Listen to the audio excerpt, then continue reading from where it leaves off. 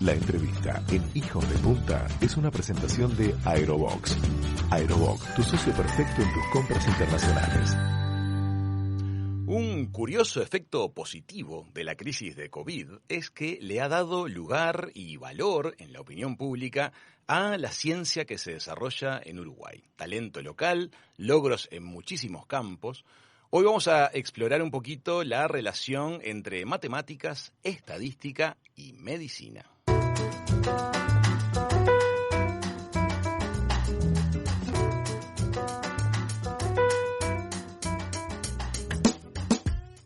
Los números de la pandemia en Uruguay no se reflejaban con los mundiales. ¿Cómo se reaccionó ante eso? ¿Cuál ha sido el rol de las estadísticas como herramienta para poder tomar decisiones a nivel de gobierno?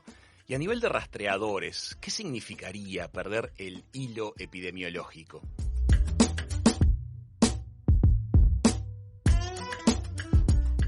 Vamos a recibir a la matemática, doctora en Ecología y Evolución, María Inés Farielo, del Grupo Interdisciplinario de Análisis de Datos de COVID. Bienvenida, María Inés, gracias por estar con nosotros.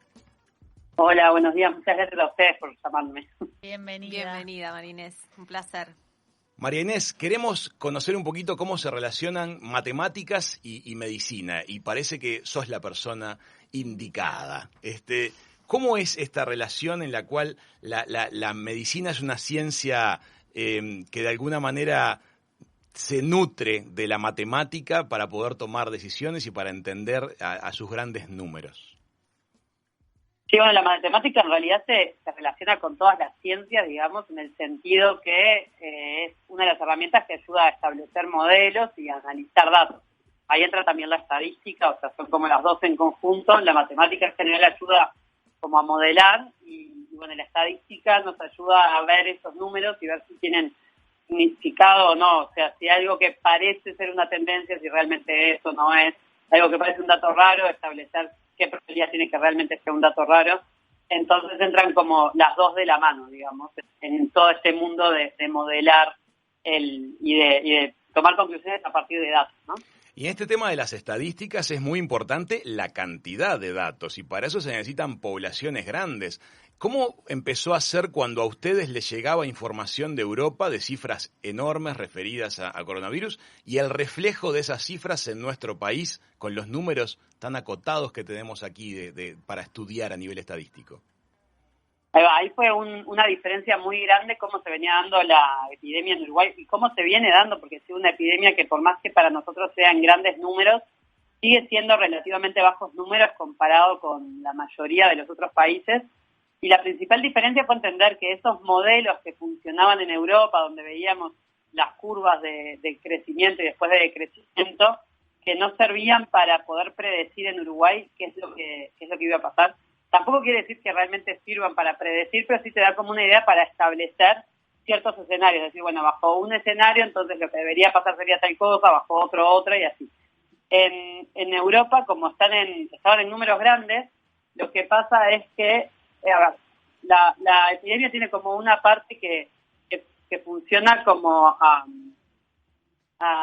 estoy pensando a ver cómo decirlo bien, pero es una parte probabilística, ¿no? Donde de repente aparece un contagio que pega en un lugar donde tenía condiciones para contagiar a muchos, entonces esos son contagios que contagian a mucha gente, pero de repente a veces pega en otros lugares donde pegó en una persona que tenía muy pocos contactos o lo que sea, y esa persona no sigue contagiando. Entonces, eso en vez de hacer que la pandemia tenga como un comportamiento parecido, que si bueno, es una curva que viene subiendo, es más bien una curva que oscila bastante, o sea, a veces sube, a veces baja, y por eso muchas veces tenemos que mirar las tendencias semanales y no decir, bueno, hubo un día con números re altos, pero el otro día con números re bajos, entonces un día me alarmo y al día siguiente digo, está todo bien. No, sino que hay que mirar como todos juntos. Entonces, ¿qué es lo que pasa en Europa? Como esos números son muchos más grandes, estos eventos así que son como fortuitos, digamos, no hacen tan grande la diferencia, porque al mismo tiempo que hay un contagio muy grande, hay muchos contagios más chiquitos, entonces el comportamiento de la pandemia es como lo esperado en términos medios, digamos, es como lo que pasa en promedio. Claro, a nivel estadístico se vuelve fiable, pero en nuestro caso un brote en un geriátrico nos mueve todos los números, porque son escalas que son susceptibles a números de estadística, de alguna manera, de que pequeñas cuestiones nos alteren mucho los números de un día para el otro. Hay que irlo midiendo semana a semana, el caso uruguayo. Exactamente, todo hasta julio más o menos nos pasaba eso, no estábamos en números muy bajitos y un brote específico, ya sea en una ciudad o en un lugar, movía muchísimo los números. Hoy estamos más grandes, entonces tenemos como más brotes en simultáneo, entonces de repente, igual si aparece un brote grande, mueve más los números, pero al tener más brotes en simultáneo, ya los movimientos de los números no son como tan grandes, digamos, esas diferencias tan grandotas, sino que hay un comportamiento medio que podemos decir, bueno, en promedio sí está creciendo la pandemia y ya no esperamos que esas irregularidades tan grandes, o sea, no puedes esperar que mañana haya 0 casos de una, sabes que va a haber un número relativamente grande y para volver a esos números bajitos que teníamos al principio de la pandemia es donde, bueno, estamos todos trabajando para tratar de bajar justamente esos números. María Inés, me gustaría que le puedas explicar a nuestra audiencia cómo es a grandes rasgos, el modelo de compartimientos. Dale. Entonces, la idea es así. Tenemos a la población puesta en diferentes compartimientos justamente, que unos son los susceptibles, que quiere decir son las personas que se pueden contagiar. Después aparece otro compartimento que son los expuestos, que son esas personas que ya se contagiaron, pero todavía no empezaron a infectar. Y después está el ahí, que es los que empiezan a infectar, porque hay un tiempo chiquito entre que la persona se contagia y empieza a infectar. Y bueno, después dentro de los que infectan hay una parte donde la persona está infectando, pero todavía no sabe que está infectada porque no tuvo síntomas o porque es asintomática. Y después hay un momento donde deja de infectar, en general porque se autocuarentena o porque le avisan que se tiene que cuarentenar o autocuarentenar. Ahí entonces, quiero poner el acento justamente. Entonces hay un periodo de los que son presintomáticos o asintomáticos, que son personas que están contribuyendo sin saberlo a la dispersión del virus, y ahí es que entra en juego el pedido de reducir tus contactos.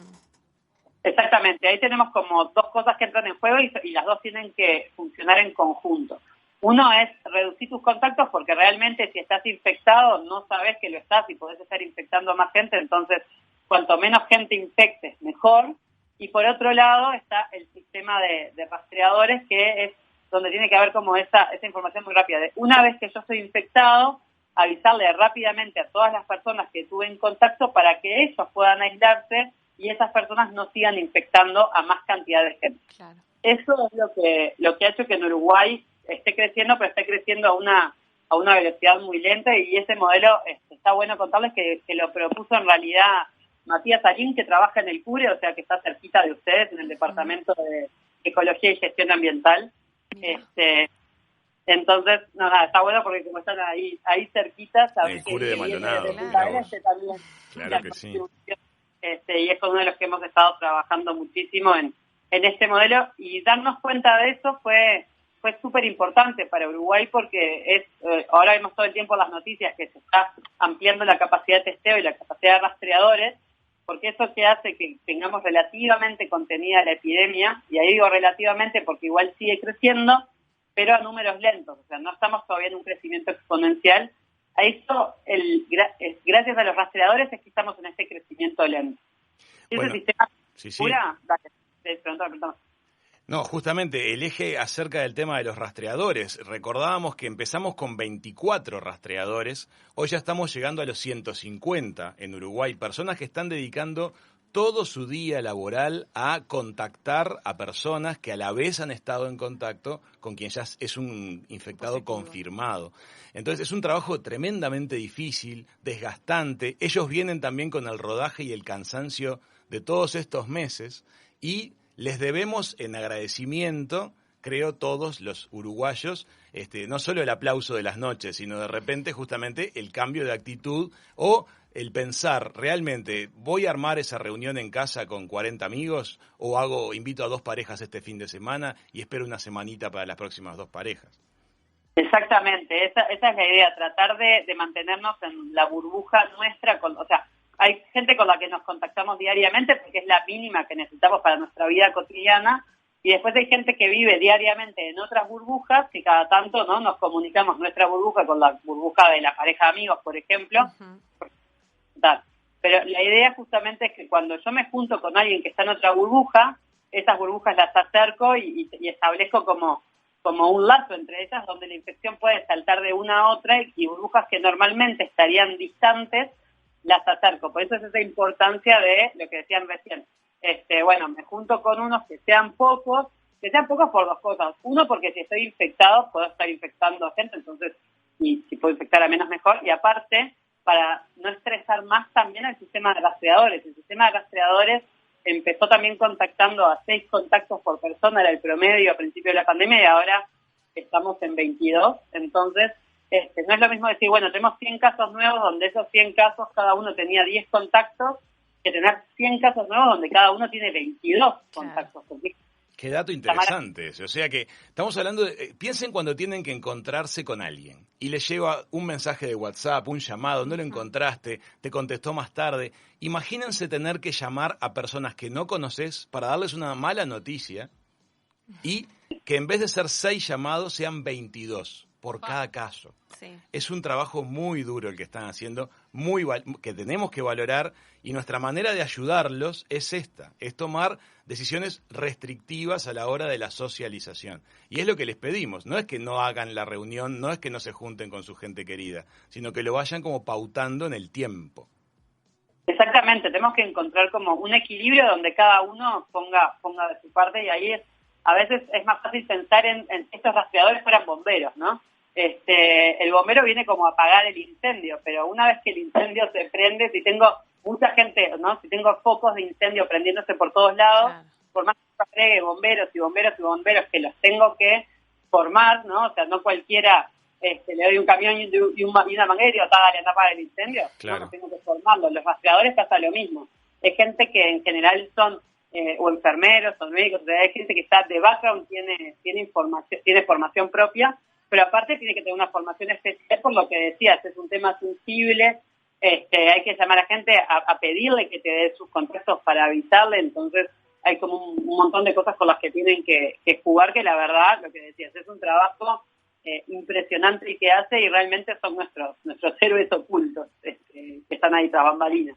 María Inés, otros países que han intentado sostener los datos de hilo epidemiológico y los han perdido, han tenido que pasar a distintos tipos de confinamiento, de lockdown, de cierre de comercios. Es justamente lo que no queremos.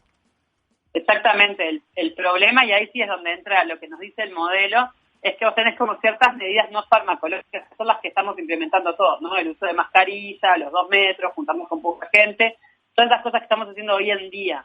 Y sumado a los rastreadores funcionan. Si quebramos el sistema de rastreadores, o sea, si los saturamos y ellos ya no pueden llamar a todas las personas a tiempo, entonces ahí la epidemia se dispara mucho más, y no es que volvés un poquitito para atrás y recuperás el curso donde estabas, sino que hay que volver muchísimo más para atrás. Entonces está bueno ser conscientes de eso, que estamos en un punto, en un equilibrio que es inestable, y si nos pasamos para el otro lado, entonces después para volver hay que hacer muchísimo más fuerte. Es como Matías lo comparaba un poco a veces con una pulseada, ¿viste? Cuando estás ahí, que tu brazo va para un lado y para el otro, para un lado y para el otro, y si te lo quiebran, ya está, perdiste, y volver tenés que volver a empezar la pulseada. Entonces, un poco en eso, que hay que volver muchísimo más para atrás en las medidas para poder recuperar el equilibrio en el que estábamos antes.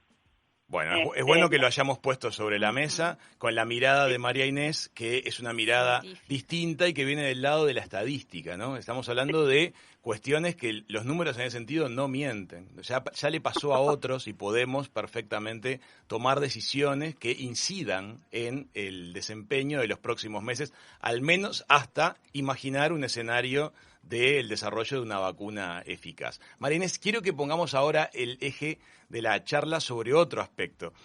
En la presentación hablábamos de que la epidemia ha sido un motivo para poner sobre el eje de la opinión pública las cuestiones referidas a la ciencia uruguaya, al desarrollo de conocimiento en nuestro país. ¿Tú notás que ha habido una mirada distinta por parte de los medios y de la opinión pública hacia el trabajo que en realidad tu comunidad viene desarrollando desde hace muchísimos años en forma sostenida? Sí, una cosa que está buena es que me parece que se está empezando a entender que la ciencia, hay como todo esto de, bueno, la ciencia básica, la ciencia aplicada, la ciencia que sirve. Primero que nada, que la gente se enteró que en Uruguay hay un montón de científicos que de repente uno a veces piensa, este trabajo seguro que en Uruguay no se hace, pero se hace en Europa. No, hay muchísimo trabajo de muy buena calidad que se hace y nos hemos desfilado millones de científicos por la televisión, cosas que antes no pasaban. Entonces, claro. Está bueno que la gente sepa que existimos y que se hace ciencia de muy buena calidad. Es más difícil por estar tan lejos de los países que van en la vanguardia, pero se hace y se hace con mucho esfuerzo y muy bien.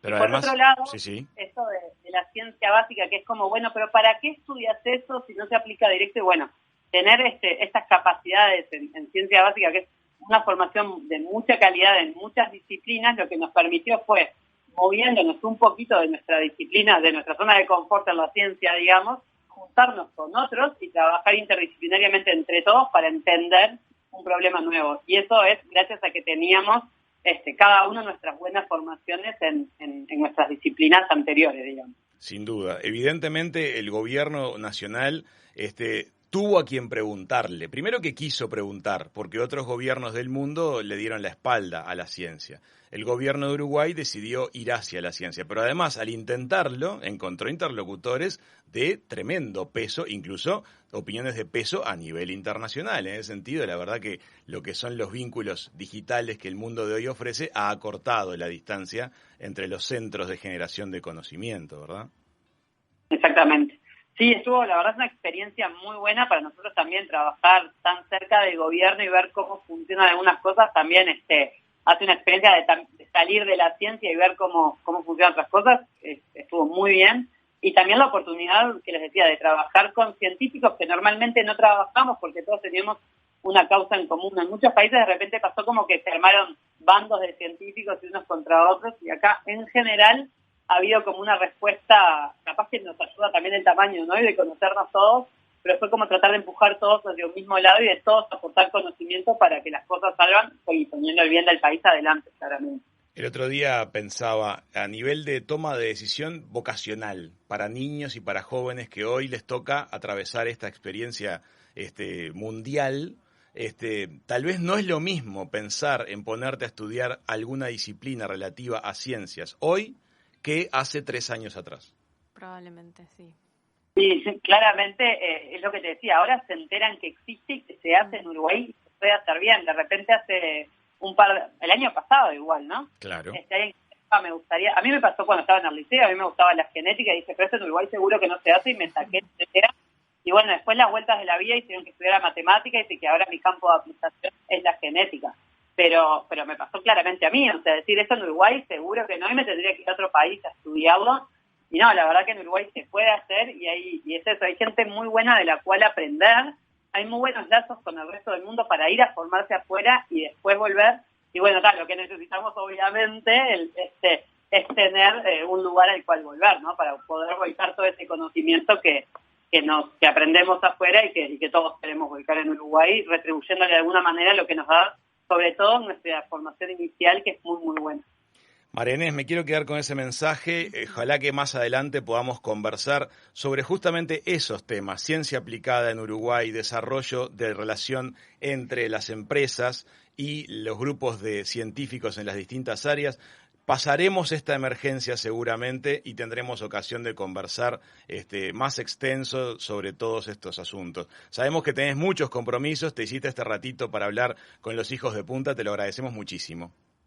Por favor, muchas gracias a ustedes, y ya arranco reunión ahora en 3 minutos, pero quedo a las órdenes para hablar de otros temas de los que conozco un poco más, si quieren, o por lo menos puedo hablar con más conocimiento de causa que que hace 8 meses obviamente estoy metida en esto, pero no es mi disciplina de origen.